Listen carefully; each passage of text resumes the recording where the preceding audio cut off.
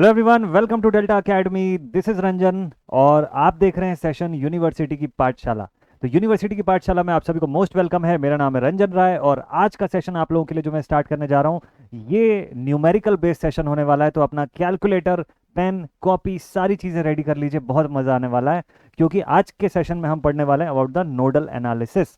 Kirchhoff's current law यहाँ पे start हो रहा है। प्रीवियस वीडियो अगर आपने नहीं देखा तो ऊपर आई बटन पर क्लिक करके आप देख सकते हैं। पिछला वीडियो कंप्लीट कर लीजिए फटाफट से और उसके बाद इस वीडियो पर आ जाइए। इस वीडियो पर हम नोडल एनालिसिस यानी कि पहले तो केसीएल समझेंगे और फिर केसीएल का application as a nodal analysis कैसे करते हैं वो समझेंगे। और आपको आज का कंटेंट दिखाऊंगा तो बड़ा मजा आएगा। ध्यान से सबसे पहले तो कंटेंट देख लीजिए कि आज क्या क्या कवर होगा इस वीडियो में। तो इस वीडियो के अंदर एकदम सारी की सारी केसीएल की सारी एस्पेक्ट्स कवर करने वाला हूं मैं, हर चीज कवर होगा, ठीक है। कोशिश करूंगा वीडियो को शॉर्ट रखूं, बट देखते हैं पॉइंट्स जितने भी हैं वो सारे कवर करना पहले इंपॉर्टेंट है। तो केसीएल का आपको मैं बेसिक्स बताऊंगा सबसे पहले तो कि किरचॉफ करंट लॉ होता क्या है, इसमें क्या एप्लीकेशन होता है, किस तरीके से इसको लगाते हैं हम, ठीक है। ये सारा चीज़ हम देखेंगे। तो ये फर्स्ट पॉइंट होगा। देन नेक्स्ट उसके बाद होगा नोडल एनालिसिस कि किरचॉफ करंट लॉ को जब सर्किट पे अप्लाई कर देते हैं तो वो बनता है एनालिसिस। कैसे करते हैं एनालिसिस, क्या इसके बेसिक स्टेप्स होते हैं। Third point will be the concept of super node. Super node university में बहुत रेयर पूछता है, कम पूछता है, लेकिन अगर इसका क्वेश्चन आ जाता है तो बहुत सारे बच्चे गलती करके आ जाते हैं वहां पे। सुपर नोड का क्वेश्चन लगाना सिखाऊंगा आपको। किरचॉफ में नोडल एनालिसिस जब मैं करवाऊंगा तो इसके अंदर 3 वैरायटीज होती है। 3 वैरायटीज आर देयर। तीनों की तीनों वैरायटी करा दूंगा। इसके बाहर का कोई क्वेश्चन बनता ही नहीं है, कोई क्वेश्चन नहीं बनता है इसके बाहर। आपको मैं यूनिवर्सिटी का पेपर सॉल्व करवा दूंगा आज की क्लास में, ठीक है। अभी ध्यान से देखते जाएगा। और आखिरी और सबसे इंपॉर्टेंट थिंग जो मैक्सिमम केसेस में आप छोड़ के चले जाते हैं एग्जामिनेशन में, that is the KCL with dependent sources. कि भाई डिपेंडेंट सोर्स सर्किट में लगा हुआ है, अब बताइए केसीएल लगा के कि कैसे सॉल्व करेंगे आप। मस्त आसान तरीके से बनाएंगे हम लोग क्वेश्चंस को। तो रेडी हैं सभी लोग एकदम फुल ऑन एनर्जेटिक मोड में। चलिए शुरू करते हैं बिना देरी किए और सीधे सीधे आपको मुद्दे पे यानी कि पहले टॉपिक पर जो है वो लेकर के मैं आता हूँ। बात कर रहे थे हम लोग अपने पिछले वीडियो में about the Kirchhoff's law. Gustav Kirchhoff जो हैं उन्होंने किस तरीके से इस लॉ को फॉर्मुलेट किया। उन्होंने 2 फॉर्म में लॉ जो है अपना डिलीवर किया। First was based upon the law of conservation of charges. तो उन्होंने चार्जेस के कंजर्वेशन के आधार पर बताया कि मैं किरचॉफ करंट लॉ पहला प्रपोज कर रहा हूँ, ठीक है। तो this will be my first law जो बताएगा कि सर्किट के किसी एक जंक्शन पे जितनी करंट आएगी उतनी ही करंट आउटगोइंग हो सकती है, ठीक है। तो summation of all the currents meeting at a point और a junction is equal to 0, that is the Kirchhoff's current law. बात करते हैं सेकंड लॉ की, that is Kirchhoff voltage law. वैसे तो इस वीडियो में आज हम लोग सिर्फ केसीएल पढ़ने वाले हैं डिटेल में, बट फिर भी केवीएल का बेसिक्स आपको बता दूं तो ये किरचॉफ का दूसरा नियम है जो बेस करता है law of conservation of energy पे। और इसका मानना ये है कि आप सर्किट के अंदर जितनी एनर्जी इनपुट देते हैं, अगर वो एक बंद लूप के अंदर है तो उतनी ही एनर्जी डिसिपेट हो सकती है, ना उससे कम ना उससे ज्यादा, ठीक है। तो that is the Kirchhoff's voltage law. तो चलिए अब हम लोग बिना देरी किए शुरुआत करते हैं और स्टार्ट करते हैं हम लोग अपना किरचॉफ का नियम और आज का जो सेशन का पार्ट है वो।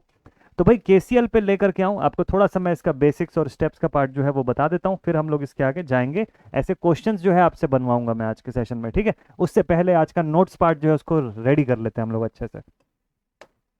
तो भाई आज का टॉपिक है किरचॉफ्स किरचॉफ्स करंट लॉ। जिन स्टूडेंट्स को इस पोर्शन के अंदर डाउट था या जिनको ये पॉइंट नहीं समझ में आता था वो ये वीडियो बस पूरा देख लीजिएगा।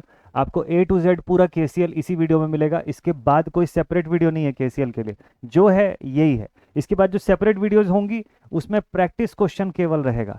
कंसेप्ट अगर सीखना है पूरा का पूरा इसी वीडियो के अंदर है। सारी वैरायटी देखनी है सब इसी वीडियो में, ठीक है। तो टिल द एंड देखिएगा, मजा आएगा आपको।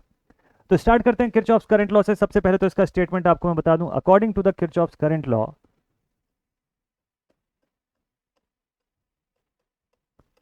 अकॉर्डिंग टू, शॉर्ट में लिख रहा हूं मैं, Kirchhoff's current law, the algebraic sum the algebraic sum of all the algebraic sum of all the currents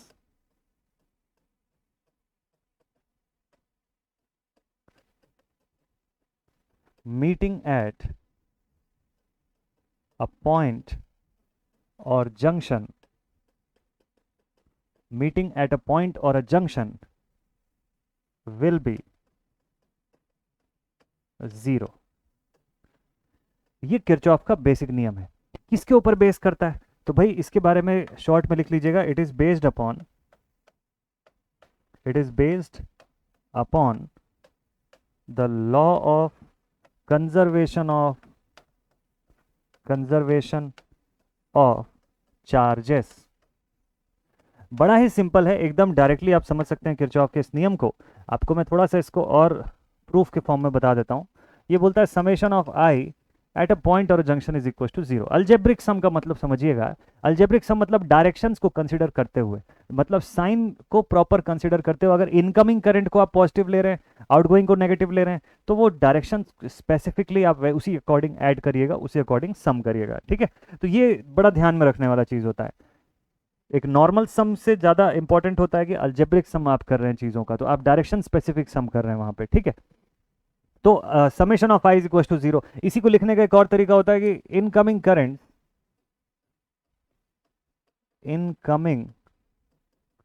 current is equals to the outgoing current at any junction. Junction word आपने पिछली class में सीखा होगा कि भाई circuit में junction हम लोग किसको बोलते हैं। तो अगर आपको जंक्शन बहुत क्लियरली आइडेंटिफाइड है तो आप देखिए कि उसके आधार पे आप इस टाइप के क्वेश्चंस में बता सकते हैं। जैसे मान लीजिए कि यहाँ पे कोई आपको बताता है कि एक जंक्शन है, मल्टीपल ब्रांचेस दिखाई दे रही हैं, इन मल्टीपल ब्रांचेस से बहुत सारे अलग अलग डायरेक्शन में करंट्स का फ्लो हो रहा है, ठीक है। मान लीजिए यहाँ I1 है, ये I2 है, ये I3 है और ये I4 है, ऐसी 4 करंट्स हैं।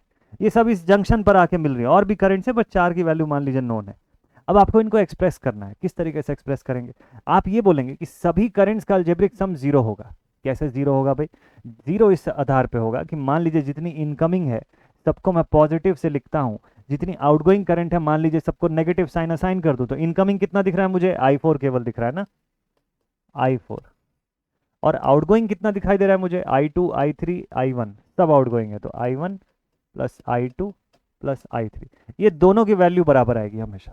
तो अगर मैं 10 एम्पियर की करंट भेज रहा हूं तो सब कुछ मिलाकर के केवल 10 एम्पियर ही बाहर निकल रही होगी। ऐसा नहीं होगा कि मैंने इनपुट उस जंक्शन में 10 दिया और 11 एम्पियर की करंट बाहर निकल रही है, वो स्टेटमेंट ही रॉन्ग हो जाएगा, वो तरीका ही गलत हो जाएगा, ठीक है। सो दिस इज इंपॉर्टेंट पार्ट। तो ये वाला पोर्शन आप समझ गए। इसी को आप लिख सकते हो इनकमिंग करंट और आउटगोइंग करंट दोनों एक दूसरे के बराबर है, या आप लिख सकते हो कि इनकमिंग और आउटगोइंग करंट का नेट सम अल्जेब्रिक सम जीरो हो जाएगा, या आप इस तरीके से इसको रिप्रेजेंट कर सकते हैं, ठीक। किरचॉफ का पहला नियम होता है ये law of conservation of charges के ऊपर बेस करता है। और अब हम चलेंगे इसके एनालिसिस पार्ट पर। तो किरचॉफ के नियम को हम अप्लाई करेंगे सर्किट सॉल्व करने में, सर्किट के किसी पैरामीटर को किसी ब्रांच से कैलकुलेट करके निकालने के लिए, ठीक है। तो चलिए अब नेक्स्ट पेज पर आ जाते हैं हम लोग। अब यहां से इसका एप्लीकेशन देखते हैं। अब आपको मैं लिखवाता हूं यहां पर एप्लीकेशन। देखिए जब किसी लॉ को आप अप्लाई करते हैं तो वो एनालिसिस में बदल जाता है, इसीलिए एनालिसिस वर्ड यूज होता है, ठीक है। बेसिकली इसका मतलब बहुत बार हम सोचते हैं बट ध्यान नहीं देते हैं कि चलो हमको तो यूनिवर्सिटी का पेपर निकालने से मतलब है, लेकिन नॉलेज भी साथ साथ अगर बनाते चले जाओगे तो आगे चल के अगर आपका ड्रीम है कि मैं EAC जैसे एग्जाम्स फाइट करूँ, गेट लेवल के एग्जाम फाइट करूँ, उस लेवल के एग्जाम पर आपको जाने का मन है, तो आपके हर बेसिक्स का क्लियर होना जरूरी है, एकदम बेस से ही सारी चीजें आती, ठीक है। तो application of Kirchhoff's current law, application of Kirchhoff's current law. अब जब किसी भी लॉ को हम अप्लाई करते हैं, अभी तक क्या कर रहे थे? अभी तक हम लोग इसको स्टडी कर रहे थे, ठीक है। स्टडी करने के बाद होता है एनालिसिस, अप्लाई करना, एप्लीकेशन देखना उसका, ठीक है। तो now it will become an analysis. क्या एनालिसिस कहलाता है ये? Now it is known as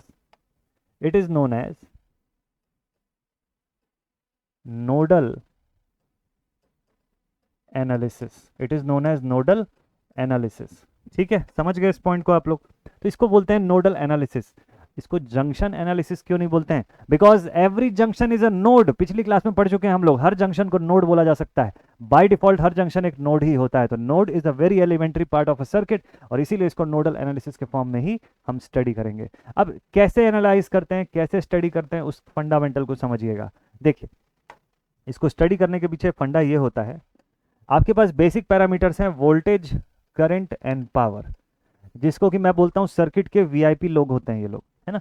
circuit में इलेक्ट्रिकल वाला बंदा, उसके लिए VIP एक ही होता है, वोल्टेज, करंट एंड पावर, बाकी उसके लिए कोई VIP नहीं होता, ठीक है। तो उसके ये जो VIP लोग जो हैं, इनके हेल्प से वो सब कुछ फाइंड कर सकता है। अगर इसमें से कोई दो क्वांटिटी पता हो तो तीसरी वाली भी फाइंड कर सकता है, रेजिस्टेंस भी फाइंड कर सकता है, इंपीडेंस बता सकता है सर्किट के। ठीक है। अब ये पॉसिबल कैसे होगा? मान लीजिए मेरे पास सर्किट में सभी एलिमेंट्स है, रजिस्टर वगैरह सब चीज़ है, और मुझे सर्किट की करंट की वैल्यू पता है, कौन से ब्रांच में कितनी करंट जा रही है सब पता है मुझे। मान लीजिए एक बार के लिए, तो अगर करंट्स की वैल्यू नोन है और किसी तरीके से कोई एनालिसिस के हेल्प से मुझे वोल्टेज की वैल्यू कोई बता दे, मुझे कोई वोल्टेजेस की वैल्यू निकालना बता दे कि हाँ भाई सर्किट के जंक्शन पे इतनी इतनी वोल्टेजेस भी है, तो दोनों के मदद से मैं पावर निकाल सकता हूँ, दोनों की मदद से मैं रेजिस्टेंस फाइंड कर सकता हूँ, टोटल सर्किट का इम्पीडेंस पता लगा सकता हूँ। पॉसिबल है ना सारी चीज़? तो ये पूरा का पूरा जो एनालिसिस पार्ट है आपका, वो इसी के अराउंड घूमता है कि आपको इन दो पैरामीटर्स में से एक पता होगा और दूसरा कैलकुलेट करने के पीछे आप भाग रहे होगे। तो जब किरचॉफ करंट लॉ की बात होती है तो इसका मतलब आप ये मान के चलते हो कि सर्किट की पूरी करंट्स के बारे में पता है आपको, पूरी जानकारी है कि हर ब्रांच में कितनी करंट जा रही है, that is all known to you. So that means you know everything about the current. Now, what are you going to calculate? Voltage. अब जब करंट पता है तो उसको थोड़ी ना कैलकुलेट करोगे, आप तो वोल्टेज फाइंड करोगे ना, इसके हेल्प से आप वोल्टेज फाइंड कर लोगे। और जब सर्किट के करंट और वोल्टेज जैसे पैरामीटर्स पता है, मेन जो वीआईपी पैरामीटर्स हैं वो पता है, तो बाकी सारी चीज़ें इसके सामने क्या है, वो तो वैसे ही कैलकुलेट कर लोगे। इसी प्रिंसिपल पे एक और चीज़ मैं आपको बता देता हूँ अभी से, कि जब आप केवीएल पढ़ोगे, जब आप केवीएल पढ़ोगे, आप जो भी चीज़ अप्लाई करते हो इसका मतलब वो चीज़ आपके पास अवेलेबल होगी। अब जैसे मैं केसीएल अप्लाई कर रहा हूँ तो मतलब मेरे पास करंट की वैल्यू नोन होगी, मुझे पता होगा कि करंट कितनी है किसी ब्रांच में, और उसके हेल्प से अननोन वोल्टेज निकालूंगा। ठीक, यहाँ जब केवीएल लगाऊंगा मैं, तो मतलब मैं ये मान के चलूंगा कि मुझे सर्किट की सभी वोल्टेजेस पता है, और इन वोल्टेजेस के हेल्प से क्या फाइंड करूंगा, करंट फाइंड करूंगा। इसीलिए देखिएगा नोडल एनालिसिस के लास्ट में हमेशा voltage voltage V1 V2 V3 VA VB VC इस फॉर्म में आंसर निकल के आता है, और केवीएल के अंत में आंसर करंट्स के फॉर्म में निकल करके आता है। ये बेसिक्स है एकदम। ठीक है, चलिए, तो यहां तक अगर आप समझ चुके हैं तो अब आपको मैं किरचॉफ वोल्टेज लॉ पर लेकर के चलता हूं, सीधे एक क्वेश्चन की मदद से हम लोग इसको समझेंगे।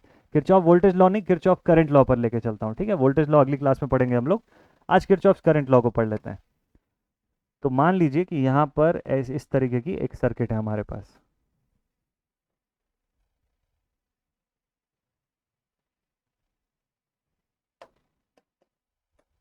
चलिए, let us suppose we have this kind of some circuit, ऐसी टाइप की कुछ इस काइंड की सर्किट है। अब यहाँ पर एक वोल्टेज सोर्स नहीं लगाएंगे, यहाँ पर एक वोल्टेज सोर्स लगा देते हैं, और इस जगह पर एक वोल्टेज सोर्स लगा देते हैं। ठीक है, या शायद करंट सोर्स, ये आ गया करंट सोर्स।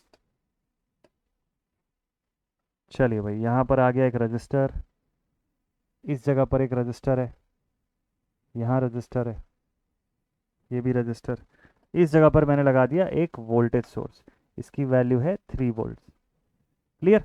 यहाँ करंट सोर्स है, इसकी वैल्यू 2 एम्पियर रख लेते हैं। ये रेजिस्टेंस है, इसकी वैल्यू 1 ओम्स, इसकी value 2 ohms, this is also of 1 ohms, this is of 2 ohms, और एक रजिस्टर की जगह छूट गई, यहाँ पर मैं लिख लेता हूँ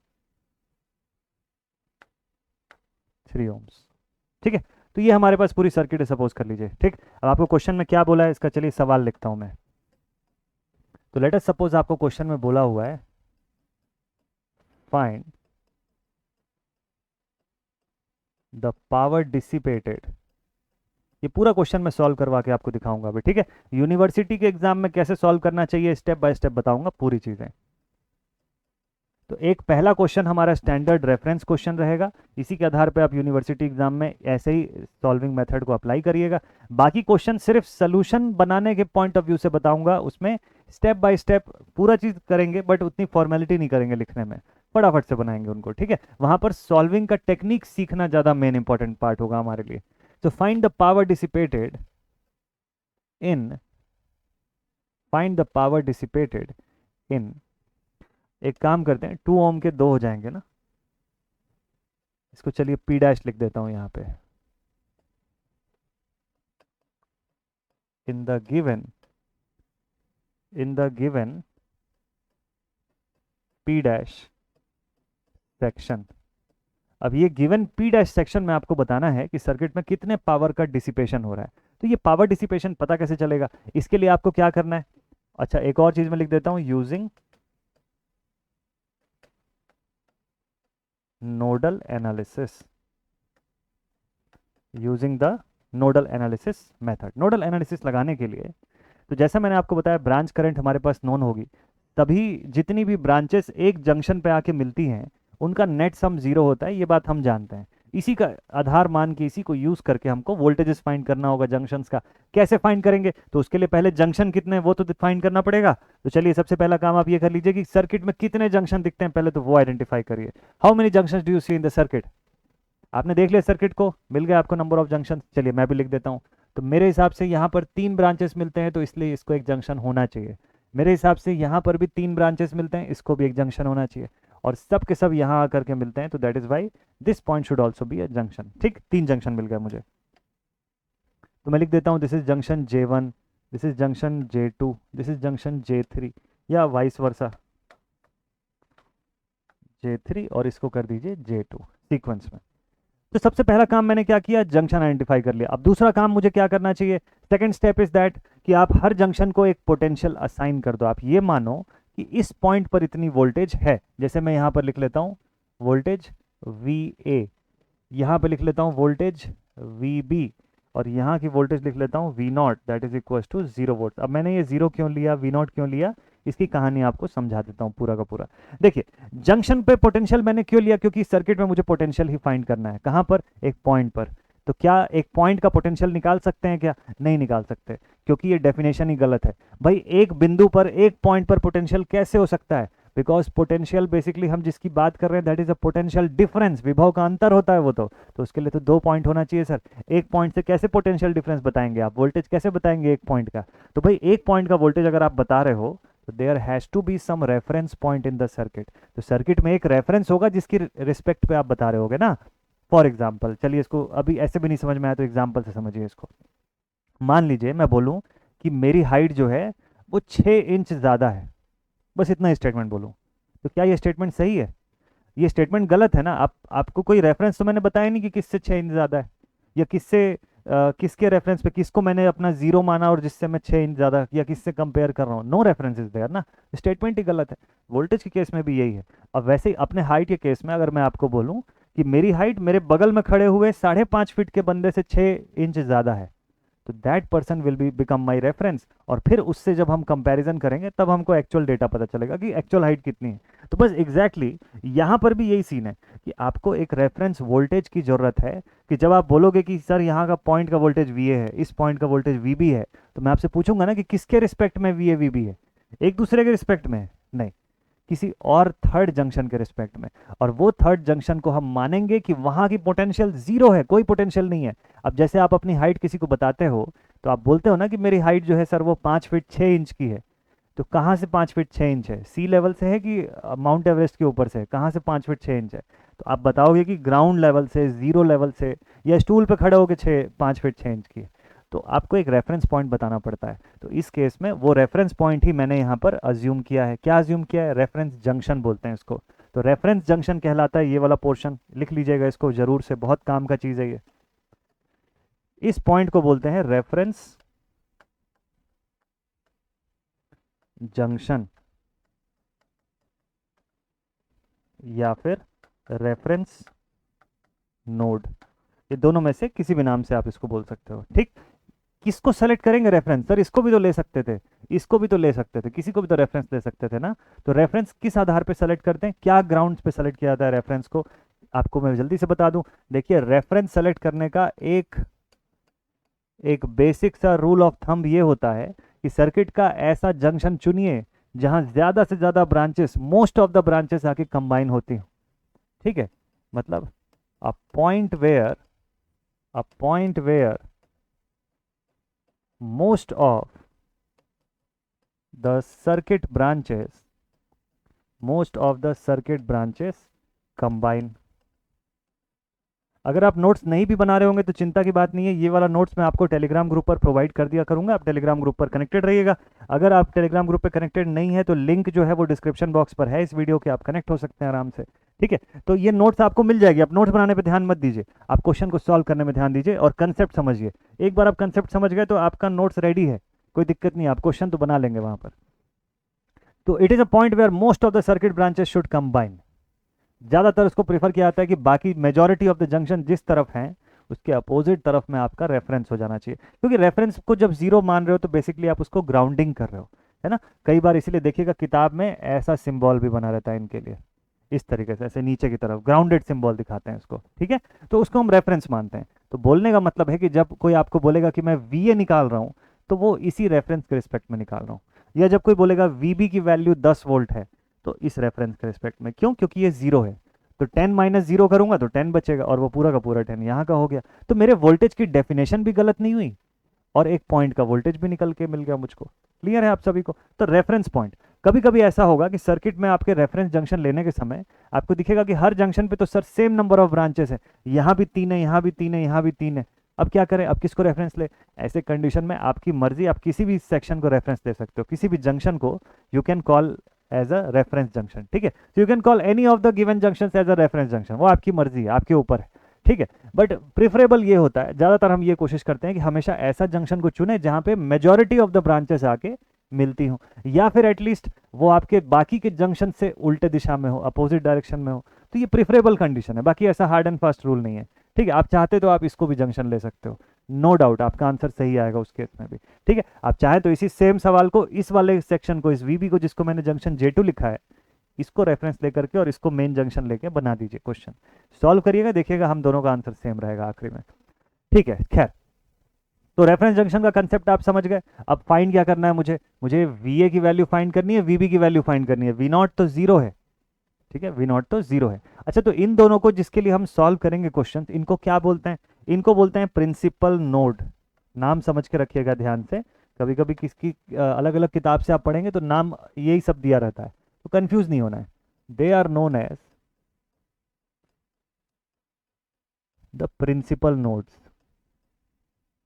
ये वीबी और ये VA, both of them are the principal nodes, ठीक है। ये ध्यान रखिएगा, वीए वीबी प्रिंसिपल नोड्स है। क्यों प्रिंसिपल नोड बोलते हैं, क्योंकि इन्हीं नोड्स के रिस्पेक्ट में पूरा क्वेश्चन सॉल्व होगा। इन्हीं नोड की वोल्टेज निकालने के लिए हम पूरा एनालिसिस कंडक्ट करेंगे अभी इसके आगे, ठीक है ना, समझ गए यहाँ तक। चलिए अब इसके आगे लेके चलते हैं आपको, अब सोल्यूशन पार्ट पर। तो सोल्यूशन में आपने लिख दिया कि देयर आर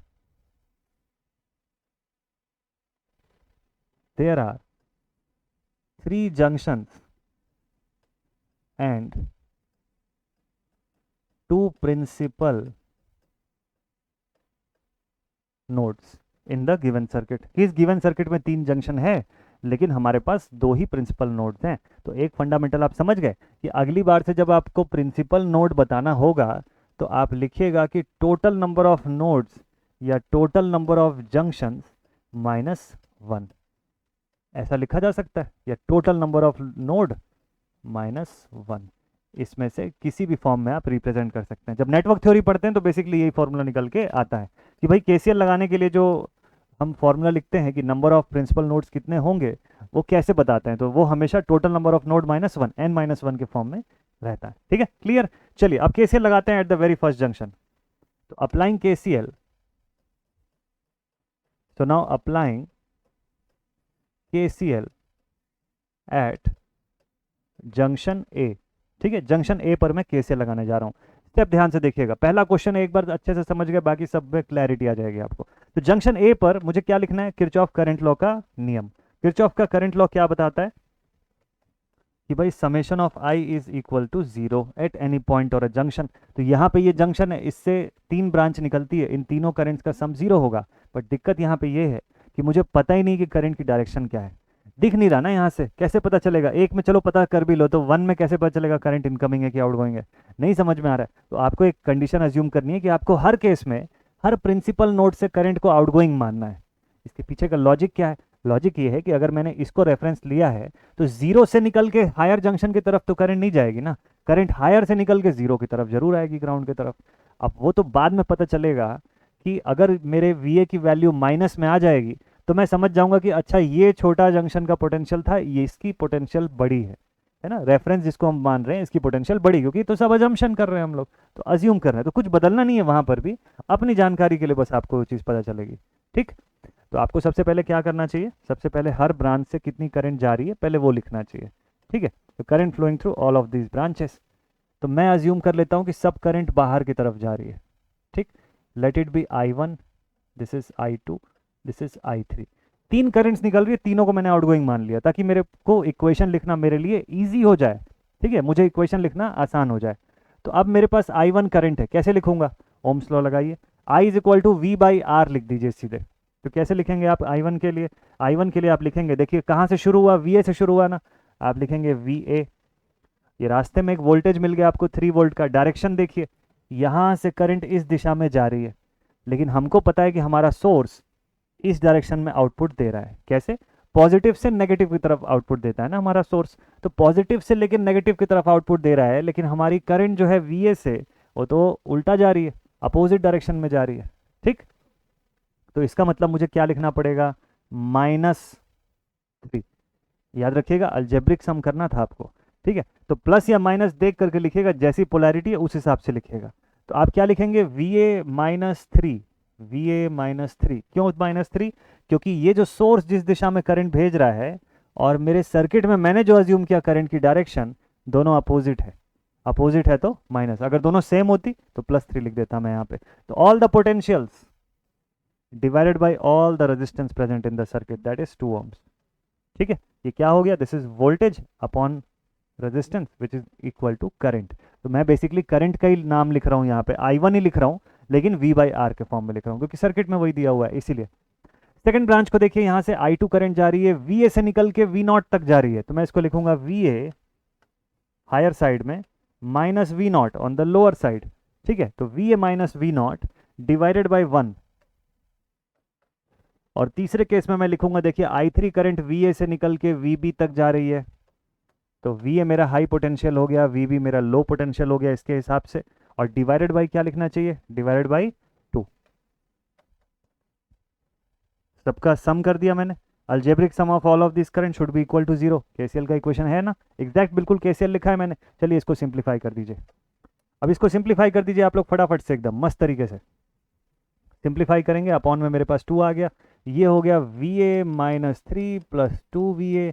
V0 की वैल्यू 0 है, हटा दीजिए आप उसको, plus VA minus VB is equal to 0। देखिए VA का टर्म कितना है? 2n1 3n1 4, so this will become 4 times of VA। VB का टर्म कितना है यहाँ से? Minus VB, okay, is equal to -3 है, उस तरफ जाके ये +3 बन जाएगा। इक्वेशन की सॉल्विंग पार्ट आप लोग अच्छे से करिएगा, मैं सॉल्विंग पे उतना ध्यान नहीं दे रहा हूँ क्योंकि मुझे पता है कि ये सॉल्व तो आप कर लोगे, ये सब मल्टीप्लाई प्लस माइनस ये आप लोग कर लीजिएगा अच्छे से, ठीक है। मैं आपको बेसिक मेथड फटाफट से अच्छे से बता देता हूँ, दैट इज इंपॉर्टेंट। तो make it a first equation, ये आपका पहला इक्वेशन यहाँ से बन गया। पहले इक्वेशन में मैंने क्या रखा? VA को सामने दिखाया, VB को सेकंड नंबर पे, और जो कांस्टेंट आया उसको इक्वल टू के उस तरफ भेज दिया। क्यों? क्योंकि एग्जामिनेशन में कैलकुलेटर अलाउड है, कैलसी इज अलाउड, और कैलसी अलाउड है, और कैलसी में इक्वेशंस में पुट करने के लिए आपको ये फॉर्मेट रिक्वायर्ड रहेगा। कांस्टेंट हमेशा इक्वल टू के दूसरी तरफ रखिएगा, इजी पड़ेगा। सीक्वेंस प्रॉपर मेंटेन रखिएगा कि first of all we should have VA, then on the second place we should have VB। if we are having a third current or third voltage unknown, then you should also put VC beside it, ठीक है। तो अब उसके बाद equal to की दूसरी तरफ आप कांस्टेंट को लिखिएगा। पहली इक्वेशन बन गई मेरी, सेकंड इक्वेशन के लिए भी यही करिए। चलिए सेकंड इक्वेशन पर चलते हैं, फिर से मैं लिखता हूं applying KCL at junction B। अब देखिए जंक्शन B पर KCL अप्लाई करते हैं, ठीक है। जंक्शन B के लिए क्या इक्वेशन लिखनी चाहिए मुझे? तो यहां से मैं लिखूंगा VB। अब देखिए यहाँ पे फिर से 3 करंट अज्यूम करूंगा मैं, 1 2 3।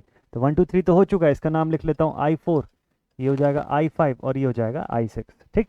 तो for I4 I should write VB minus VA divided by 2, ठीक। देखिए इसको लिख लेते हैं, तो यहाँ पे लिखूंगा मैं, it should be VB minus VA divided by 2 plus, उसके बाद सेकंड पॉइंट पर क्या होगा? देखिए इस ब्रांच के लिए क्या लिखना चाहिए मुझे?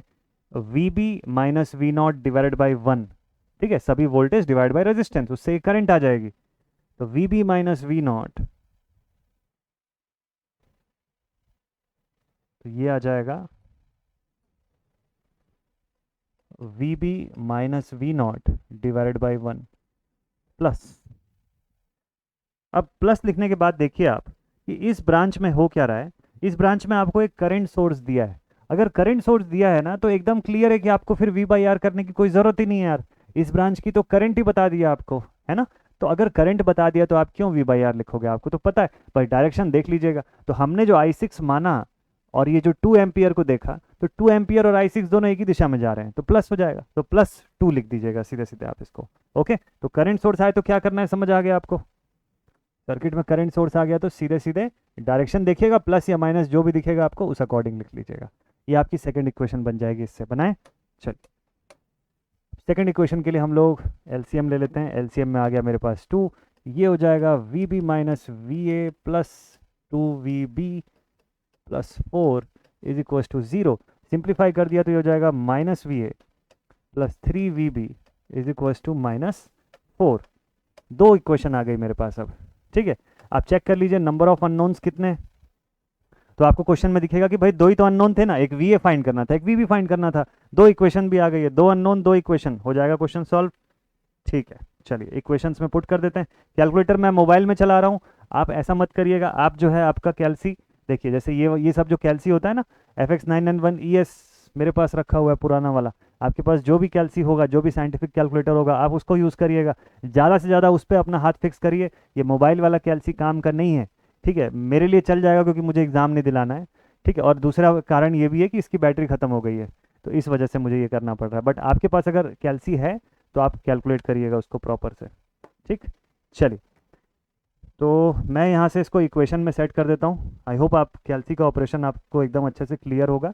अगर नहीं होगा तो मुझे बताइएगा, मैं आपके लिए वीडियो उसका बना करके शेयर कर दूंगा, ठीक है। चलिए, अब दोनों इक्वेशंस को मैं पुट कर देता हूँ। कैलकुलेटर का ऑपरेशन, इक्वेशंस वगैरह सॉल्व करना आना चाहिए आपको बहुत अच्छे से। तो आप मुझे ज़रूर से बता दीजिएगा कि आपको कैलसी का ऑपरेशन क्लियर है ना, कि इस पर कुछ डिटेल्स चाहिए तो वो बताइएगा, ठीक है। देन -1 3 एंड -4 मैंने लिख दिया और आंसर्स आ गए मेरे पास। अब ये फाइनल आंसर नहीं है, ध्यान रखिएगा। पहला जो आंसर आया मेरे पास VA का, वो आया 0.4545। 3 डेसिमल प्लेस लेंगे तो बहुत अच्छा रहेगा। यूनिवर्सिटी का पेपर जब चेक होता है तो 3 डेसिमल प्लेस को ऑलमोस्ट स्टैंडर्ड माना जाता है, ठीक है। उससे हायर भी अच्छा है, बट उससे कम मत करिएगा, एक्यूरेसी पे असर पड़ता है इससे। अभी तो चल जाएगा, अभी तो छोटे डेटा वाले क्वेश्चंस बना रहे हैं। जब मैग्नेटिक के क्वेश्चन बनाएंगे और रिलक्टेंस निकालेंगे तो 10,000 के रेंज में डेटा जाता है, तो वहाँ बड़ी तकलीफ हो जाती है, वहाँ पे आंसर में दिक्कत आनी शुरू हो जाती है, फिर एक एक पॉइंट से फ़र्क पड़ जाता है।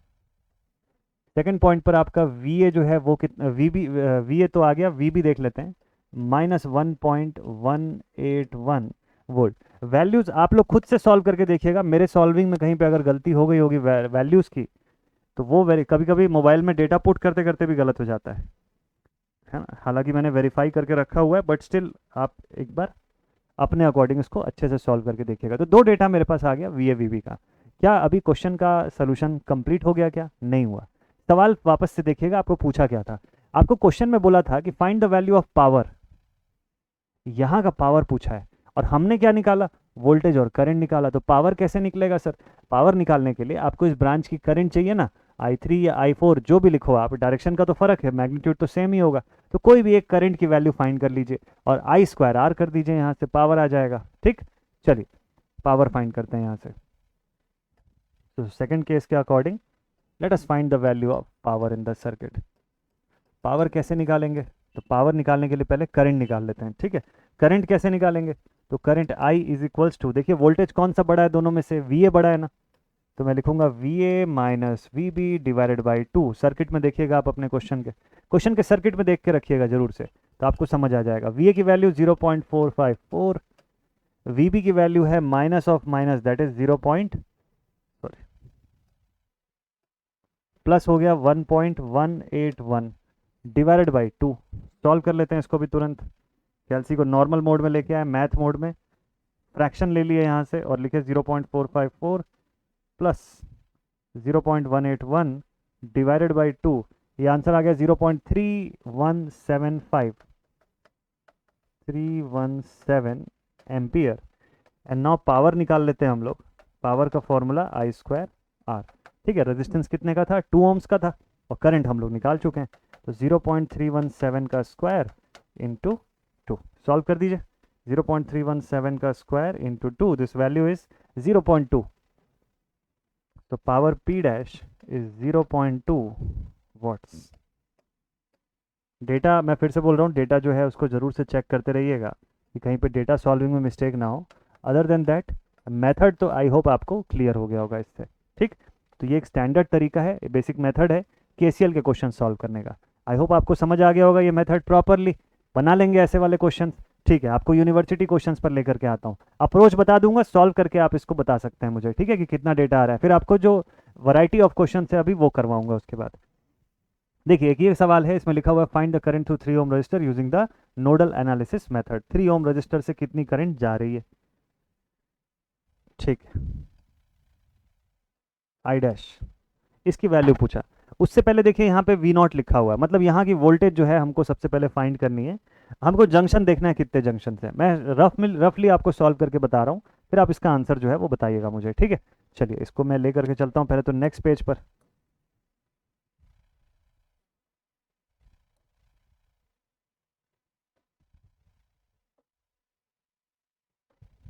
ठीक,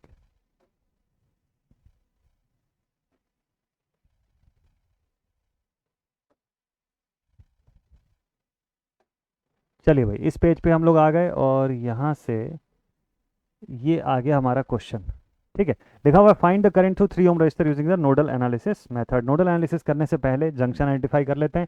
यहाँ पर एक जंक्शन है, यहाँ पर एक जंक्शन है, दो ही जंक्शन है क्वेश्चन के भीतर, ठीक है। अगर दो जंक्शन है तो किसी एक जगह पे आप लिख लीजिए, जैसे यहाँ वी नॉट लिखा हुआ है तो मैं कुछ नहीं लिख रहा हूँ, वी नॉट का वी नॉट छोड़ देते हैं। और लेकिन मुझे वी नॉट भी लेना है ना, मतलब जीरो वाला भी लेना है, तो इस पॉइंट को मैं रेफरेंस मान लेता हूँ, इसको V not is equal to 0 volt लिखता हूँ। इसका नाम बदल के वी ए कर देता हूँ मैं, ठीक है, ताकि ईजी हो जाएगा सॉल्व करना। एक ही जंक्शन है, मतलब प्रिंसिपल नोड तो एक ही है ना, तो सोल्यूशन में कैसे लिखूंगा इक्वेशन, अब यहाँ से एकदम फटाफट से सॉल्व करेंगे हम लोग, ठीक।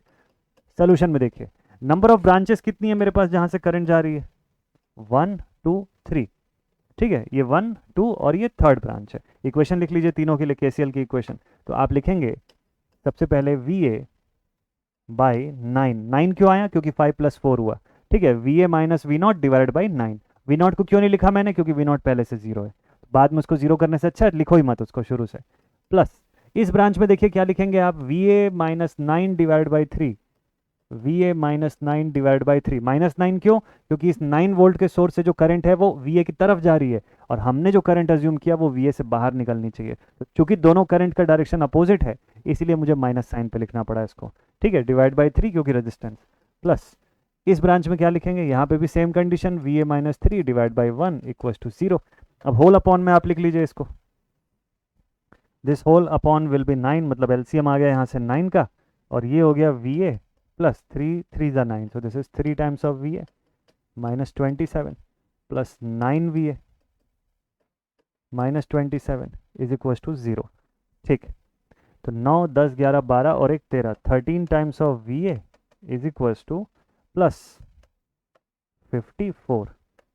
तो V A is equal to 54 by 13 volts. आपको वी ए की वैल्यू अभी मिल गई है ना, अभी जो वैल्यू मिली आपको वो वी ए की वैल्यू मिली। और आपको क्वेश्चन में पूछा करंट आई कितना जा रहा है, तो निकाल सकते हैं इसको अब क्या, चलिए लिख लेते हैं, current I is equals to V A minus 9 divide by 3। तो मतलब ये हो गया, देखिए इसको मैं डिवाइड कर दूंगा तो मेरी वैल्यू जो है वो आ रही है 4.153 वोल्ट्स। इसको पुट कर दीजिए तो ये हो जाएगा 4.153 minus 9 divide by 3, this is the value of current. अब करंट का डायरेक्शन उल्टा आ जाएगा क्योंकि नेगेटिव वैल्यू आएगी, तो आपको ये समझ में आएगा कि करंट जो है वो 9 वोल्ट से वीए की तरफ जा रहा है, ना कि वीए से 9 की तरफ, ठीक।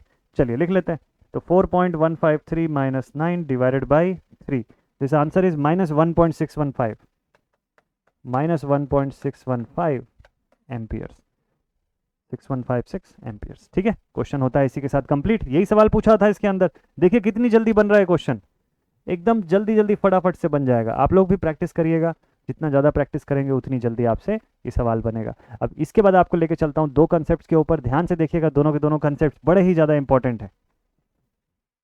नेक्स्ट क्वेश्चन पर आते हैं हम लोग, practice question of nodal analysis method. देखिए इस क्वेश्चन के साथ एक वैरायटी आपको बताने जा रहा हूँ मैं, केसीएल की एक वैरायटी है जो इस सवाल के अंदर आपको दिखाई दे रही है।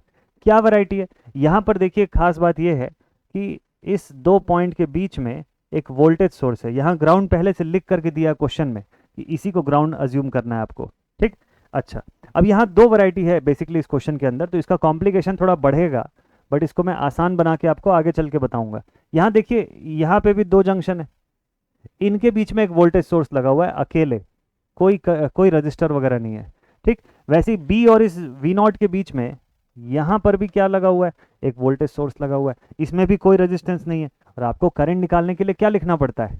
आपको करंट निकालने के लिए लिखना पड़ता है ना कि V A minus V B upon resistance, तो उससे आपको करंट मिलती है। तो यहाँ रेजिस्टेंस तो है ही नहीं, करंट कैसे बताएंगे आप इसको?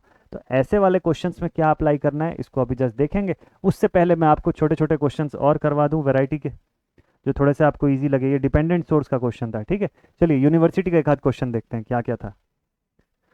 यूनिवर्सिटी में देखिए JNTU का प्रीवियस ईयर क्वेश्चन पेपर 2019-20 का पेपर आप देख रहे हैं यहाँ पे, इसमें ये लास्ट क्वेश्चन आया हुआ है।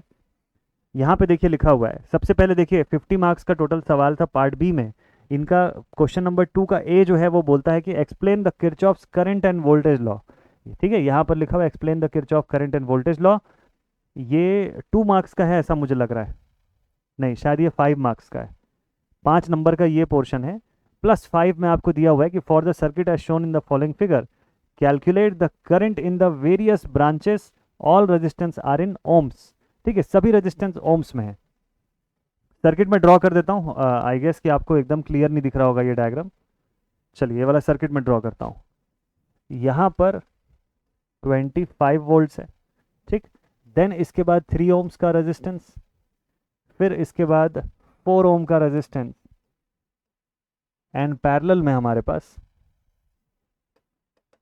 7 ओम्स का रेजिस्टेंस। ये सर्किट है। आपको बोलता है calculate the current in various branches, सभी ब्रांच में कितनी कितनी करंट फ्लो हो रही है उसको पता लगाइए। ये क्वेश्चन आपको पूछा हुआ है। अगर 5 मार्क्स का वेटेज है, शॉर्ट में आप इसको फटाफट से सॉल्व कर सकते हैं। कैसे सिंप्लीफाई करेंगे एक आइडिया देता हूँ, फिर आप इसको सॉल्व करके देखिएगा। अगर ना बने तो मुझे बताइएगा टेलीग्राम ग्रुप पर। This is V A, this is V not, ठीक। ऐसा ले लिए। अब हम क्या लिखेंगे, देखिए V A minus 25 divided by 3 plus V A by 4 plus V A minus V not divided by 7 equals to 0। अब 3, 4 और 7 का एलसीएम ले लीजिए आप यहाँ से, ठीक है। 3 कोई किसी से डिवाइड नहीं होगा तो सबका मल्टीपल ही बनेगा सीधे। देखिए 3 हो गया, 4 का भी, 7 का भी, कुछ नहीं होना है, डायरेक्ट मल्टीप्लाई होगा आपका। तो 7 3 21 और 21 इंटू 4 करिएगा तो 63 के आसपास का डेटा आपको देगा। देख लेते हैं 21 इंटू 4, 4 2 8, सॉरी 84 बनेगा, 64 नहीं 84 बनेगा, ठीक है। तो 21 इंटू 4 कर दिया मैंने, होल अपॉन में आ गया मेरे पास 84। आप ऊपर के मल्टीपल्स लिख लीजिएगा, आपको वीए की वैल्यू मिल जाएगी। जैसी वीए आ गई, आप तीनों ब्रांच की करंट जो है इसको बता लेंगे यहाँ से। I1 जब लिखेंगे तो लिखेंगे वी ए माइनस 25/3, वहाँ वी की वैल्यू पुट कर दीजिए, I1 आ गया। I2 के लिए क्या लिखेंगे, वी ए बाई 4, तो वी की वैल्यू जो आएगी इससे उसको पुट कर दीजिएगा। I3 के लिए भी वैसी वी ए बाई 7। ये बिल्कुल बेसिक सा तरीका है, ठीक। 2-4 क्वेश्चन आप बनाएंगे, आपको प्रैक्टिस हो जाएगा। यूनिवर्सिटी के क्वेश्चंस में आपको मार्क्स मिलने शुरू हो जाएंगे यहाँ से, ठीक है। देखिए Maulana Abul Kalam Azad university of technology west Bengal, यहाँ का क्वेश्चन भी एक देखिए, यहाँ के एग्जाम में भी एक क्वेश्चन पूछा हुआ है। नोडल एनालिसिस का क्वेश्चन 10 मार्क्स में पूछा हुआ है आपको, ठीक है। 10 इंटू 2 लिखा हुआ है, तो ये 10 नंबर का क्वेश्चन यहाँ दिखाई दे रहा है मुझको। चलिए इसमें ये किस टाइप का क्वेश्चन है, कौन सा पेपर था ये, ईयर नहीं लिखा है क्या, 2019 का पेपर है, ओके 2019 का पेपर है ये। 3 आवर्स का टाइम दिया हुआ था इसमें। देखिए किस टाइप का है, इसमें क्या क्या बना हुआ है। 50 वोल्ट रेजिस्टेंस की वैल्यू में लिखा हुआ है 20 ओम्स, देन उसके बाद 100 ओम्स, फिर इसके बाद 5 ओम्स। देख लेते हैं यहाँ से, 5 ही है ना, ठीक है 5 ओम्स दिख रहा है। इसके सामने लिखा हुआ है 120 ओम्स, 120, देन इसके बाद 30 ओम्स एंड 20 ओम्स, 20 ओम्स, ठीक है। क्वेश्चन में पूछा क्या आपको, क्वेश्चन बोला find the current through R5 of the circuit. Current through R5, R5 कहाँ पर है, 1 2 3, R5 शायद ये वाला है। तो दिस इज R5, इससे कितनी करंट गुजर रही है वो पता लगाना है। सर्किट आपको अब यहाँ पर क्लियर दिख रहा होगा। इस सर्किट का इस्तेमाल करिए और जल्दी से करंट जो है उसका कैलकुलेशन कर लीजिएगा। ठीक, इसको बना के बताइए बढ़िया तरीके से। आपको सबसे पहले मैं बेसिक्स थोड़ा सा बता दूं, बाकी आप अपने से सॉल्व कर सकते हैं यहाँ से। ये सब प्रैक्टिस क्वेश्चन मैं आपको मैं भेज दूंगा टेलीग्राम ग्रुप पर, इन सबको बना बना के आप देखते जाइएगा। आपको टोटल नंबर ऑफ जंक्शंस कितने मिले, 1 2 3, तो late it B V A, यहाँ का वोल्टेज वी बी, और इसको आप रख लीजिए V not is equal to 0 volts. ये सब अलग अलग जंक्शन नहीं है, they are all combined at a same point only.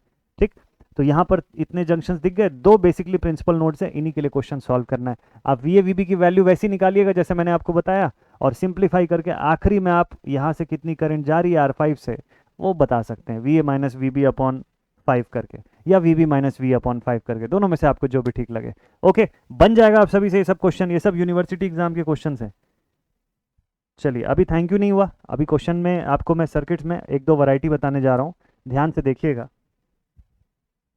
चलिए, तो अब आपको जो मैंने बोला कि कुछ मैं वैरायटी ऑफ केसीएल बताऊंगा क्वेश्चन, थोड़ा सा वीडियो थोड़ा और लंबा जाएगा अभी, लेकिन पूरा का पूरा सारा चीज़ इसी वीडियो के अंदर कवर हो जाएगा। किरचॉफ करंट लॉ के लिए अलग से कोई और वीडियो देखना नहीं पड़ेगा आपको। ठीक है, तो थोड़ा सा पेशेंस और रखिएगा, मज़ा आएगा। केसीएल या केसीएल लिखने से अच्छा है नोडल एनालिसिस लिखते हैं, नोडल एनालिसिस के टाइप्स, एनालिसिस के टाइप्स, क्या क्या टाइप के क्वेश्चन बनते हैं। ठीक, देखिए एग्जाम में कितने टाइप के इसके क्वेश्चंस बन सकते हैं, तो इसके क्वेश्चंस जो हैं वो कितने वैरायटी के बनते हैं वो समझने के लिए आप यहाँ से एक एक एग्जाम्पल देखते जाइएगा। तो लेट अस सपोज कि यहाँ पर ऐसी कोई सर्किट आपको दी गई है, और इस सर्किट में यहाँ कहीं पर ऐसा एक वोल्टेज सोर्स लगा हुआ है। ठीक है, और यहाँ पे मान लीजिए कोई करंट सोर्स है। ठीक है, यहाँ पर ड्रॉ कर लेते हैं करंट सोर्स। ये नॉर्मल कोई सर्किट है आपकी, ऐसा बना हुआ है ना, यहाँ पर रेजिस्टेंस है, यहाँ रेजिस्टेंस है, यहाँ रेजिस्टेंस है, यहाँ प्लस माइनस लिखा हुआ है। ये कोई बेसिक से सर्किट है आपकी। वैल्यू भी चाहे तो आप लिख सकते हैं कि भाई ये 5 वोल्ट का है, this is 2 ohm, this is 3 volt, 1 ohm, 5 ampere, 2 ohm, 1 ohm. ठीक, ऐसा कोई सर्किट आपको इससे डेटा फाइंड करने बोला है, दिस इज टाइप 1। ये पहले टाइप का क्वेश्चन है, ये फर्स्ट वैरायटी का क्वेश्चन। ठीक है, टाइप 1 आसान सा क्वेश्चन है, नॉर्मली एग्जाम में यही वैरायटी का ज़्यादा क्वेश्चन पूछता है। अब आते हैं सेकंड टाइप पर। अब सेकंड टाइप का जो मैं आपको बताने जा रहा हूँ वो उससे भी ज़्यादा ईजी है। सेकंड टाइप का जो मैं डेटा आपको बताने जा रहा हूँ ना, वो और ज़्यादा ईजी डेटा है। कैसे आसान डेटा है, देखिए दिस इज टाइप 2 क्वेश्चन, ये इसका जो टाइप है दिस इज टाइप 2 का क्वेश्चन। इसमें क्या नया टाइप दिखेगा आपको, इसमें क्या नया वैरायटी दिखेगा कि आपको यहाँ पर, चलिए कुछ चीज़ें मैं थोड़ा सा इरेज करता हूँ, थोड़ा सा सर्किट को मॉडिफाई करता हूँ। मान लीजिए ये सर्किट आपको ऐसे दिया होता। अब इसमें क्या नया है मैं बताता हूँ, बहुत आसान हो जाएगा क्वेश्चन। देखिए जब आप यहाँ पर जंक्शन आइडेंटिफाई करेंगे ना, आप लिखेंगे कि सर यहाँ का जंक्शन वोल्टेज वी ए है, यहाँ पे वी नॉट है, आपको सीधे सीधे 3 वोल्ट दे रखा है यहाँ पे इस क्वेश्चन में। आपको कोई केसीएल एनालिसिस करने की जरूरत ही नहीं है, बिकॉज जंक्शन ए का वोल्टेज अननोन है ही नहीं, वो तो नोन है। अब उसकी पता चल गई वैल्यू आपको। अगर कोई रेजिस्टेंस नहीं है तो between these 2 points the total potential will be 3, और अगर 3 इसका पोटेंशियल है, नीचे का पोटेंशियल पहले ही 0 है, तो पूरा का पूरा 3 किसका वोल्टेज है, वी ए का वोल्टेज है। मतलब आंसर दे दिया यहाँ तो सीधे, आपको कोई सॉल्व नहीं करना है। आप वी ए माइनस 5 अपॉन 3 मत लिखिएगा यहाँ पे, यहाँ कुछ नहीं लिखना है आपको, बिल्कुल डायरेक्टली सॉल्व हो चुका है क्वेश्चन। और लास्ट वैरायटी जो है इसकी वो देख लें, आखिरी जो वैरायटी है वो कौन सी होती है, तो इसकी जो लास्ट वैरायटी है वो मैं यहाँ पे ड्रॉ कर दूँ आपके लिए। ये देखिए, इसको ध्यान से देखिएगा, ये बहुत इंपॉर्टेंट है। ये सबसे डिफिकल्ट है, यूनिवर्सिटी एग्जाम में सबसे कम पूछा जाता है इस टाइप की वैरायटी को, बहुत रेयर होता है। मुंबई यूनिवर्सिटी के एक पेपर में मैंने देखा था इसका क्वेश्चन, रिसेंट के एग्जाम में आया हुआ था। ठीक है, बट फिर भी और भी यूनिवर्सिटीज़ में हो सकता है कि आए, तो इसको समझ लेते हैं एक बार। इस सवाल को मैं थोड़ा सा मॉडिफाई करूँगा और आपको ये क्वेश्चन का बेटर आइडिया देता हूँ मैं, ध्यान से देखिएगा। सपोज कर लीजिए कि ये सर्किट ऐसे एक्सटेंडेड होता। ठीक है, ये सर्किट ऐसे एक्सटेंडेड होता और इस पर एक ऐसे वोल्टेज सोर्स लगी होती 10 वोल्ट्स की। ठीक है, बिटवीन दीज 2 पॉइंट्स। अब आपको बोलता कि केसीएल से ही सॉल्व करना है और कोई दूसरा ऑप्शन नहीं है। क्या दिक्कत है इस क्वेश्चन में? इस क्वेश्चन में दिक्कत है कि यहाँ पे अगर ये वाला सेक्शन मेरा ग्राउंडेड है, V not is equal to 0 volts मैं बोल रहा हूँ, ठीक, यहाँ पर मेरे पास वी ए है, इस पॉइंट पर मेरे पास वी बी है, लेकिन तकलीफ ये है कि वी ए से वी बी के बीच में एक 10 वोल्ट का सोर्स आ गया, मतलब एक इंडिपेंडेंट एक्टिव सोर्स आ गया, ठीक है। इंडिपेंडेंट एक्टिव कौन सा सोर्स? वोल्टेज सोर्स आया, कोई रेजिस्टेंस है नहीं, और किसके बीच में आया? दो प्रिंसिपल नोड के बीच में आया। तो डायग्राम 2 और डायग्राम 3 में क्या अंतर है? सर यहाँ पे भी तो एक इंडिपेंडेंट वोल्टेज सोर्स आया था, लेकिन यहाँ पर किसके किसके बीच में आया था? रेफरेंस एंड प्रिंसिपल नोड के बीच में। यहाँ किसके बीच में आया? यहाँ प्रिंसिपल नोड से प्रिंसिपल नोड के बीच में, क्योंकि ए भी प्रिंसिपल नोड है, बी भी प्रिंसिपल नोड है। अब कैसे सॉल्व करोगे आप? अब ये तो नहीं बोल सकते कि 10 पूरा ए का हो गया और 0 पूरा बी का हो गया, वो तो तब होता ना जब बी ग्राउंडेड रहता, बी तो ग्राउंडेड है नहीं। अब ऐसे केस में क्या करेंगे? तो this is the condition, this is the extremest condition of KCL, और यहाँ पे हम लगाते हैं मेथड ऑफ सुपर मैश। अब यहाँ पे खेल है मेथड ऑफ सुपर मैश का। सुपर मैश लगेगा क्या? सोच के बताइएगा भाई, दिमाग लगाइए, ये तो केसीएल लगा रहे हो ना, अब केवीएल थोड़ी ना लगा रहे हो। और अगर किरचॉफ करंट लॉ लगा रहे हो तो मैश तो एनालिसिस होता ही नहीं है। कौन सा एनालिसिस होता है? नोडल एनालिसिस होता है। याद रहेगा अभी आपको नाम। तो सुपर मैश बोलते हैं क्या इसको? नहीं बोलते हैं। तो क्या बोलते होंगे फिर? आप खुद से ही अंदाजा लगा सकते हैं इसका नाम, मेथड ऑफ सुपर नोड कहलाता है ये, ठीक है। ध्यान रखिएगा, सुपर मैश सुपर नोड, कई बार बच्चे कंफ्यूज होते हैं, बोलते हैं सर सुपर मैश जो है वो केसीएल में लगता है। सुपर मैश कैसे लगेगा? मैश एनालिसिस है ही नहीं वो। जहां मैश एनालिसिस करोगे वहां सुपर मैश लगेगा, जहां नोडल कर रहे हो वहां सुपर नोड लगेगा। क्लियर? चलिए, तो अब हम लोग आ गए इस पॉइंट पर कि हम यहां से सुपर नोड का मेथड सीखेंगे। सुपर नोड का मेथड मैं आपको बता दूं, बहुत ही सिंपल है, एकदम डायरेक्ट सा है, बस एकदम कंसंट्रेशन से ध्यान से देखिएगा वीडियो के इस हिस्से को। सुपर नोड का मेथड ये बोलता है कि फर्स्ट ऑफ ऑल आप देखिए कि कौन से दो नोड्स के बीच में, कौन से दो प्रिंसिपल नोड्स के बीच में आपका इंडिपेंडेंट सोर्स आया है। ठीक है भाई, पता चल गया। अब उसने बोला कि भाई ए और बी के बीच में अगर है तो इस वोल्टेज को रिप्रेजेंट कर दो इन the terms of its components. Components क्या होंगे? वी ए और वी बी कंपोनेंट्स हैं, और ये हमारा 10 वोल्ट रिजल्टेंट है। तो कैसे लिखेंगे हम लोग? आप इसको लिखेंगे V A minus V B minus 10 is equals to 0। ये कौन सा नियम है पता है? This is Kirchhoff's voltage law, जो वोल्टेजेस के इक्विवेलेंट के फॉर्म में डेटा बताता है और बोलता है कि net sum of all the voltage in a closed path or a mesh will be equal to 0। तो मतलब किरचॉफ करंट लॉ के अंदर एक ऐसा पॉइंट आता है जहां आप किरचॉफ वोल्टेज लॉ से मदद लेते हैं, हेल्प लेते हैं, क्योंकि आपको नहीं पता कि वोल्टेजेस का करना क्या है, क्योंकि ये लॉ तो वोल्टेज में डील ही नहीं करता है। किरचॉफ करंट लॉ तो करंट्स में डील करता है, वोल्टेज तो लास्ट में एज अ रिजल्टेंट लेकर के आता है ना, लेकिन यहाँ तो शुरू में ही दे दिया है। इसको कैसे हैंडल करें? तो इसके लिए आप किरचॉफ के वोल्टेज के नियम का मदद लेते हो, और इसीलिए ये एक एडिशनल मेथड बनता है which is known as the method of super node. Clear इसका फंडामेंटल? तो इसमें सबसे पहले क्या करना होता है कि जो आपका अननोन जो वोल्टेज है, जो दो प्रिंसिपल नोड के बीच में आ गया इंडिपेंडेंट वोल्टेज, उसको एक्सप्रेस कर दीजिए in the terms of its components. तो मैंने एक्सप्रेस कर दिया। आप बोलेंगे sir V B minus V A plus 10 क्यों नहीं लिए? लिख सकते हैं, बिल्कुल लिख सकते हैं, 100% लिख सकते हैं। वैसे भी आपको जैसे लिखना है आप अपने अकॉर्डिंग उसको लिखिए। कोई बच्चा चाहे तो V B minus V A plus 10 ऐसा भी ले सकता है, और जैसे मैंने लिखा वैसे भी लिख सकते हैं, आंसर सेम आएगा। तो इस फॉर्म में मैंने लिख दिया, तो मैं लिख सकता हूं कि now V A minus V B is equals to 10। This is my first equation. इसको मैंने अपना पहला इक्वेशन बोल दिया। ठीक है, let it be my first.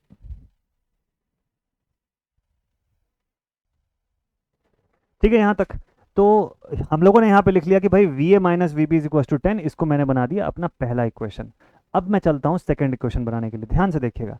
अब आपको क्वेश्चन ये बोलता है कि जब आपने पहला पार्ट लिख दिया, इस वोल्टेज को उसके कंपोनेंट्स के फॉर्म में एक्सप्रेस कर दिया, तो अब आपको क्या करना चाहिए? अब आपको इस वोल्टेज सोर्स की कोई जरूरत नहीं है, replace it with its internal resistance. चलो रिप्लेस करते हैं। आपने कंसेप्ट में पढ़ा हुआ है ना कि internal resistance of ideal voltage source क्या होता है? It is 0। इसीलिए पुराना वीडियो देखना जरूरी होता है। तो आइडियल वोल्टेज सोर्स का इंटरनल रेजिस्टेंस कितना होता है? 0, and therefore it can be replaced by a short circuit branch. कर दिया मैंने शॉर्ट सर्किट यहां से। जैसे ही शॉर्ट सर्किट किया, अब ये V और VB का एग्जिस्टेंस रहा ही नहीं, ये दोनों तो एक जंक्शन बन गया। देखिए इक्वी पोटेंशियल लाइन क्रिएट कर दिया मैंने यहाँ पे। तो अब ये 1 बीच में हो या ना हो उससे कोई फर्क नहीं पड़ता। अब ये जो V और VB दो अलग अलग जंक्शन थे, अब ये एक जंक्शन बन गए शॉर्ट होने की वजह से। शॉर्ट हो चुके हैं, यहाँ से जुड़ गए एक दूसरे से सीधे, कोई मतलब नहीं बाकी ब्रांच से। तो अब आपको सुपर नोड का नियम ये बोलता है कि now you have to write a combined KCL equation for the entire super node region. ये जो दो नोड को मिला के एक नोड बन गया ना, वही कहलाता है सुपर नोड, उसी को बोलते हैं सुपर नोड। ठीक है, so now what you have to do, you have to write a combined KVL equation, not KVL, sorry, KCL equation, combined KCL equation for the entire supernode region, for the entire supernode region। इसके लिए combined KCL equation लिखिए। चलिए, अगर मैं दोनों को combine कर दूं तो इनके जितने भी ब्रांचेस थे सब कॉमन हो जाएंगे। और कैसे लिखेंगे इनके लिए इक्वेशन, देख लीजिए ध्यान से। यहां से शुरुआत करते हैं, यहां लिखेंगे VA माइनस 5/3। इस लाइन में देखिए क्या लिखेंगे आप, यहां लिखेंगे आप VA minus 3 divided by 2 plus, अब ये VBB से जुड़ गया ना, तो यहाँ पे करंट देखिए क्या आ रही है, 5 आ रही है। इनकमिंग आ रही है क्या, इनकमिंग आ रही है, तो इसको माइनस साइन से लिखिए, -5 इज इक्वल टू 0। क्या इस 1 को इंक्लूड करेंगे, नहीं इंक्लूड करेंगे क्योंकि शॉर्ट सर्किट है सामने। ठीक है, तो 1 का एग्जिस्टेंस खत्म हो गया यहाँ से। अब इसको सॉल्व कर लीजिए आप पूरे इक्वेशंस को। अब इसको मैं थोड़ा सा और अच्छे से इलेबोरेट करके लिखूं तो यहाँ पे अपॉन में आ जाएगा 3 3 2 6, इनफैक्ट 3 नहीं 6 आएगा। तो ये हो गया 6 2VA minus 10 plus 3VA minus 9 plus 30 is equals to 0। ठीक है, और सॉल्व कर दीजिए इसको। VA कितना हो गया, 3 and 2 5 टाइम्स ऑफ VA। ठीक है, VB का कोई टर्म है ही नहीं यहाँ पर, नहीं है क्या, क्यों नहीं है, क्योंकि 5 आ गया था इसलिए VB कहीं आया ही नहीं। ओके ठीक है, बहुत ही अच्छा है। तो 30 में से 10 चला गया, 20 बचा, 20 में से 9 और माइनस कर दीजिए, आपके पास बचेगा 11, दैट इज इक्वल्स टू 0। और VA is equals to 11/5 volts. आ गई मेरे पास VA की वैल्यू यहाँ से। इसी को पुट कर दीजिएगा इस इक्वेशन के अंदर, VB भी आ जाएगा आपका, बन जाएगा क्वेश्चन। यही था पूरा का पूरा सुपर नोड मेथड। ये इसीलिए मैंने आपको बोला ना इस सेशन के शुरुआत में कि सुपर नोड भी मैं आपको इसी क्वेश्चन के अंदर बताऊंगा। इसी सेशन के भीतर सुपर नोड भी सीखेंगे हम लोग। तो आई होप आपको सुपर नोड का मेथड समझ में आ गया होगा। आप चाहें तो एक बार पीछे रिवाइंड करके इसके स्टेप्स को एक बार जरूर से देख लीजिएगा, क्या इसके बेसिक स्टेप्स होते हैं। यूनिवर्सिटी एग्जाम में इसका क्वेश्चन कम आता है, रेयर है, लेकिन आ सकता है, आपके सिलेबस के अंदर का पार्ट है ये। क्लियर, चलिए let us move on to the next topic. अब अगले टॉपिक पर आपको लेकर के आते हैं और नेक्स्ट क्वेश्चन आपको मैं दिखाता हूं। यहां पर एक सवाल दिया हुआ है जो डिपेंडेंट सोर्स का क्वेश्चन है। तो let us move to our last topic of the day, जहां पे मैं आपको dependent source based question solve करना बताऊंगा कि डिपेंडेंट सोर्स के क्वेश्चन पे केसीएल कैसे लगाते हैं। ठीक, आप सोच रहे होंगे कि सर एक एक क्वेश्चन बनाए हर वैरायटी का, तो प्रैक्टिस कैसे होगी। प्रैक्टिस करने के लिए मैं आपको इसके क्वेश्चन का पूरा PDF सीरीज भेजूंगा टेलीग्राम ग्रुप पर। तो टेलीग्राम ग्रुप पर आप जरूर से एक्टिव रहिएगा, PDF आपको वहां पर मिल जाएगी, आप उसको बनाइए, प्रैक्टिस करिए ज़्यादा से ज़्यादा। आंसर्स भी मैं हो सकेगा तो मैं कोशिश करूंगा कि आंसर भी डला रहे उसके अंदर, ताकि आपको वेरिफिकेशन में भी मेरी मदद की ज़रूरत ना पड़े, आप खुद से वेरीफाई कर सकें। बट स्टिल अगर मेथड में कहीं पे आपको लगता है कि सर वेरीफाई करने की नीड है, बताइए, या इसमें दिक्कत आ रही है, तो आप मुझसे बिल्कुल कॉन्टैक्ट कर सकते हैं। पर्सनल मैसेज भी भेज सकते हैं, ग्रुप में भी मैसेज भेज सकते हैं, आपकी चॉइस है। चलिए इस क्वेश्चन को करना बताता हूँ आपको कि इसको कैसे सॉल्व करेंगे। तो ये जो सवाल है KCL यूजिंग डिपेंडेंट सोर्स का है। ठीक है, डिपेंडेंट सोर्स बेस्ड क्वेश्चन जो KCL की मदद से सॉल्व होगा। देखते जाइएगा ध्यान से। चलिए भाई, यहां पे आ गए हम लोग। डिपेंडेंट सोर्स का नेचर समझिएगा और किरचॉफ के करंट लॉ के हिसाब से इसको कैसे एक्सप्रेस करना चाहिए। देखिए, मुझे क्वेश्चन बोला find the value of I1, मुझे इस I1 से मतलब है। ठीक है, यूनिवर्सिटी एग्जाम में अगर ऐसा क्वेश्चन आता है तो उसको आप कैसे वो करेंगे, किस तरीके से सिंप्लीफाई करना शुरू करेंगे। देखिए यहाँ पर ये जो डिपेंडेंट सोर्स है, पहले इसको आइडेंटिफाई करिए कौन सा डिपेंडेंट सोर्स है ये। तो सबसे पहले आप इसके अंदर देखेंगे तो ये है एक वोल्टेज सोर्स, और बाहर देखेंगे तो ये करंट पे डिपेंड कर रहा है। तो मतलब it is a current dependent voltage source जो सर्किट के किसी करंट पे डिपेंड करता है। ठीक, इसको ये करंट सप्लाई मिलने के लिए कम से कम कोई ना कोई इंडिपेंडेंट सोर्स जो होगा वो रिस्पॉन्सिबल होगा। तो अगर सर्किट में इंडिपेंडेंट सोर्स भी अवेलेबल है तो ये लोग मिला के ये I1 करंट भेज रहे होंगे, और इस I1 करंट के ऊपर डिपेंड कर रहा है ये वाला सोर्स। अगर कोई भी इंडिपेंडेंट सोर्स नहीं होता तो इसके होने का कोई मतलब नहीं होता। ठीक है, वो पैसिव ही कंसिडर हो जाता। फिर फिलहाल ऐसा नहीं है, फिलहाल तो वो कंसिडर होगा। अब सॉल्व कैसे करें, चलिए मैं केसीएल लगाना शुरू करता हूँ यहाँ से। केसीएल के अकॉर्डिंग मुझे यहाँ एक जंक्शन दिख रहा है, इसका नाम मैं वीए रखूंगा, यहाँ की वोल्टेज का, यहाँ की वोल्टेज को मैं लिख लेता हूँ वीए, ठीक। और यहाँ पर मैंने इस सेक्शन को कर दिया ग्राउंड, इसका नाम है V not is equal to 0 volt. बिल्कुल सिंपल सा क्वेश्चन है, दो जंक्शन है मेरे पास, यानी एक ही प्रिंसिपल नोड यानी एक ही इक्वेशन, जितने प्रिंसिपल नोड उतनी इक्वेशन, ठीक। चलिए इसका सोल्यूशन मैं आपको दिखाता हूं, ध्यान से देखिएगा। सोल्यूशन में सबसे पहले आप ये करिए कि जो 2i1 है, इसके i1 को केसीएल के हिसाब से लिख दीजिए, कि अगर केसीएल इक्वेशन में i1 बताना होता तो कैसे बताता मैं, ठीक है। चलिए लिखते हैं।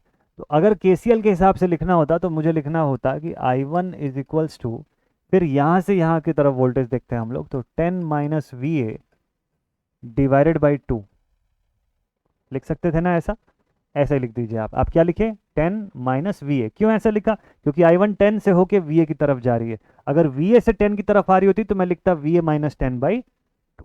समझ गए यहाँ तक का पॉइंट। चलिए तो मैंने क्या किया, इसको डिकोड कर लिया कि जब जब i1 आएगा मैं ये डेटा लिख दूंगा, ठीक है। अब उसके बाद देखिए, now treat it as the way it is, ये जो भी सोर्स है इसको वैसे ही ट्रीट करिए कि आपके केसीएल इक्वेशन में अगर यहाँ वोल्टेज सोर्स आता तो कैसे लिखते, अभी भी वैसे लिखिएगा, कुछ नहीं बदलिएगा, ठीक है। फिर लास्ट में जहाँ i1 दिखेगा उसकी जगह ये रख देंगे। अब इसके सोल्यूशन में लिखूंगा मैं, अब यहाँ से देखिए इक्वेशन बनाना शुरू करते हैं।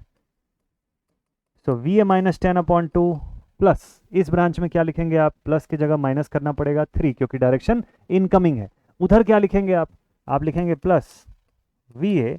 अब चूंकि ये वोल्टेज सोर्स की तरह दिख रहा है मुझे, ये वोल्टेज सोर्स ही है, बस डिपेंड कर रहा है किसी करंट पे, तो मैं वोल्टेज सोर्स मानते हुए इस पे लिखूंगा V A minus 2i divided by 1 equal to 0। पूरा सॉल्व कर लीजिए, अभी i की वैल्यू मत रखिएगा, आखिरी में पुट करिएगा, ठीक है। 2i1 है ना, सॉरी i1, ऐसा। अब करते हैं इसको सॉल्व, देखिए कितने आसानी से बनेगा, आपको कोई कॉम्प्लिकेशन नहीं जाएगा इसके अंदर। होल अपॉन में मैंने 2 लिख दिया, यहाँ पे हो जाएगा V A minus 10 minus 6 plus 2va minus 4i1 is equal to 0। और सॉल्व कर लीजिए इसको, चलिए।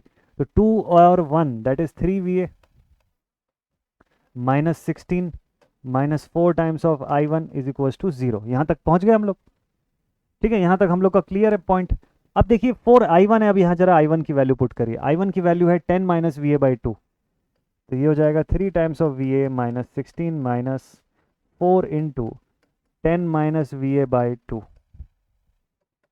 Is equals to 0। 10 minus V A by 2 simplify कर दीजिए पूरे को, तो ये हो जाएगा कितना, this will become 3 times of V A minus 16 minus 40 plus 4 V A divided by 2 is equals to 0। 2 से भी मल्टीप्लाई कर दूं मैं, तो 2 3 जा 6 V A minus 16 into 2 that is 32 minus 40 plus 4 V A is equal to 0। अब solve कर लीजिए, 4 और 6 ये हो गया 10 वी ए, और 32 और 40 दोनों मिला के हो गया 72 उधर जा करके, तो वी ए की वैल्यू कितनी आ गई, 7.2 वोल्ट। अगेन मैं बोल रहा हूँ आपको, कैलकुलेशन पार्ट आप खुद से करिएगा, अगर मेरे से कोई डेटा छूट गया होगा यहाँ पे या कोई प्लस माइनस साइन इधर उधर हो गया होगा तो उसको आप नेग्लेक्ट करिएगा, अपने अकॉर्डिंग आप उसको कर दीजिए। मेरा ध्यान जो है आपको मेथड बताने में ज़्यादा है as compare to this solving part. Solving part आप कर लीजिएगा, ठीक है, सॉल्विंग पार्ट आपका प्रॉपर हो जाएगा। वैसे फिलहाल यहाँ वी ए की वैल्यू आ गई है, तो क्वेश्चन में आपको क्या पूछा, i1 की वैल्यू पूछा ना, तो देखिए i1 निकालने के लिए देखिए पहले ही यहाँ पे मैंने लिख रखा है इक्वेशन, इसमें वी ए की वैल्यू डाल दीजिए, आंसर आ जाएगा आपका सीधे। तो क्या आंसर आ जाना चाहिए i1 का, लिख देता हूँ मैं सीधे, चलिए देखते हैं।